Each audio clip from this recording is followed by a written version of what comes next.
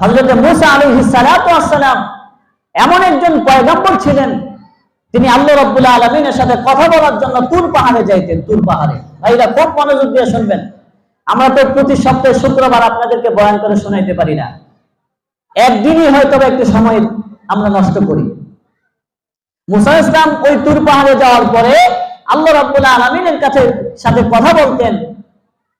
একদিন মুসা ইসলাম আল্লাহ রাব্বুল আলামিনকে বলতেছেন, ইয়া রাব্বুল আলামিন, আপনার সাথে আমি যেইভাবে তুর পাহাড়ে এসে কথাবার্তা বলি, 1000 প্রশ্ন করি আর আপনি উত্তর দেন, পৃথিবীর জমিনে কি এরকম কোন মানুষের সাথে আপনি কথা বলেন?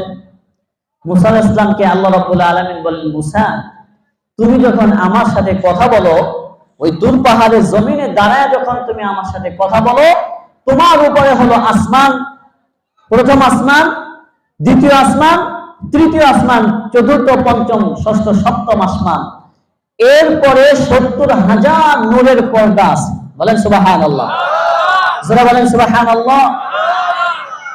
আমাদের মাথার উপরে সামিয়ানা দেওয়া হয়েছে, এর উপরে আসমান আছে না নাই? বলেন আছে না নাই? এরকম 7টা আসমান খুঁটিবিহীন আল্লাহ তাআলা আপনার আমার জন্য তৈরি করেছেন। 7 আসমান, প্রথম জমিন থেকে আসমান পর্যন্ত 500 বছরের রাস্তা। এইভাবে 7 আসমানের পরে 70,000 এরকম পর্দা, নূরের পর্দা। ওই 70,000 নূরের পর্দার থিকনেস, পরিধি, প্রথম পর্দা থেকে দ্বিতীয় পর্দা 500 বছরের রাস্তা। বলেন সুবহানাল্লাহ। তার মানে ক্যালকুলেশন করে আপনি শেষ করতে পারবেন না যে আল্লাহ তাআলা মুসা ইসলামের সাথে কত উপর থেকে কথা বলে। বলেন সুবহানাল্লাহ। মুসা ইসলামকে আল্লাহ তাআলা বলেন, মুসা, তোমার সাথে যখন আমি কথা বলি, আসমান তো আছেই, 70,000 নূরের পর্দার উপরে থেকে আমি তোমার সাথে কথা বলি, তোমার ডাকে সাড়া দেই। বলেন সুবহানাল্লাহ। ভাই একটু গভীরে যান না, একটু গভীরে যান, দেলের ভিতরে একটু গাঁথেন কথাটা কি কত কঠিন কথা। আল্লাহ রাব্বুল আলামিন বললেন, মুসা, আমার কিছু বান্দা আছে জমিনের মধ্যে, যখন তাদের সাথে আমি কথা বলি, তোমার সাথে কথা বলার সময় তো পর্দা থাকে, 70,000 নূরের পর্দার পরে তোমার সাথে কথা বলি। কিন্তু আমার এমন কিছু বান্দা আছে যাদের সাথে আমি কথা বলি, ওই সময় আমি আল্লাহ এবং বান্দার মধ্যে ফালা হিজাবা বাইনা ওয়া বাইনাকুম, কোন পর্দা থাকে না। বলেন না সুবহানাল্লাহ, জোরে বলেন সুবহানাল্লাহ। মুসা ইসলাম তো অবাক হয়ে গেলেন,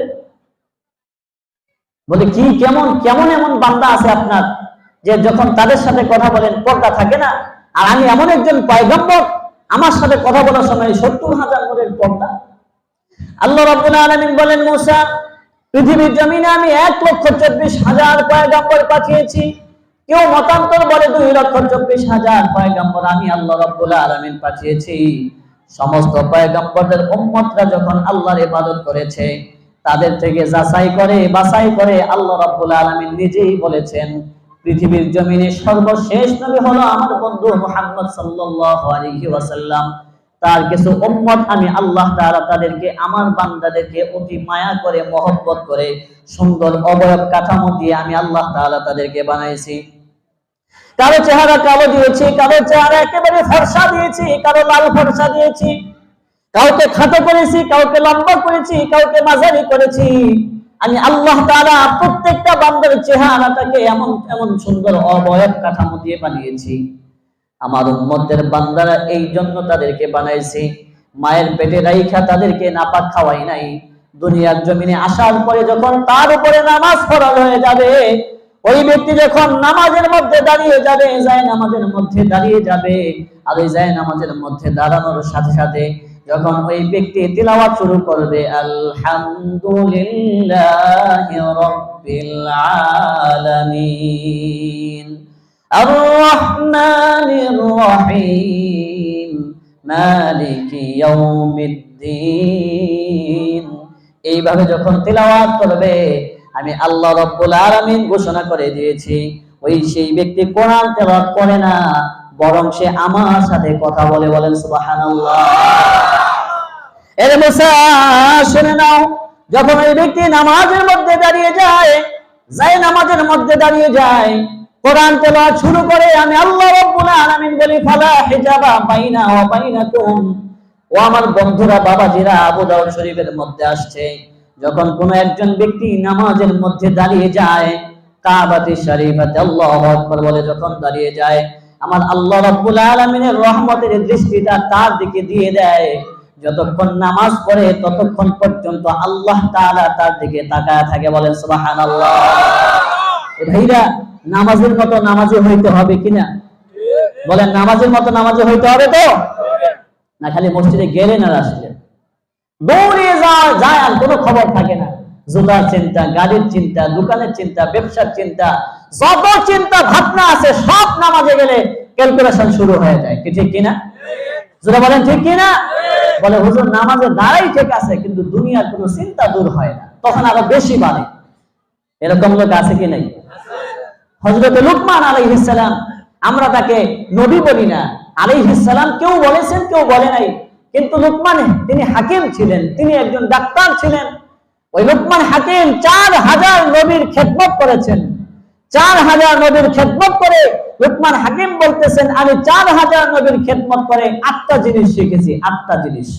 ওই 8টা জিনিসের মধ্যে 1 নাম্বার হলো ইযা কুনতা ফিস সালাত ফাহফাজ কলবাক। যখন কোন ব্যক্তি নামাজ আদায় করবে তখন তার কলবের ভিতরে রশি লাগাইতে হবে। বলেন সুবহানাল্লাহ। নামাজ যখন আদায় করবে, আমরা মুসলমান, আমরা কি কথা বলেন না কেন? আমরা কি মুসলমান? আমাদের উপরে নামাজ 5 ওয়াক্ত ফরজ। কয় ওয়াক্ত? বলেন কয় ওয়াক্ত? নামাজ পড়তে হবে কি হবে না? বলেন হবে কি হবে না? এমনও কিছু লোক আছে নামাজ লাগে না, আছে না নাই? কথা বলেন না কেন? আছে না নাই? রোজা লাগে না, আছে না নাই?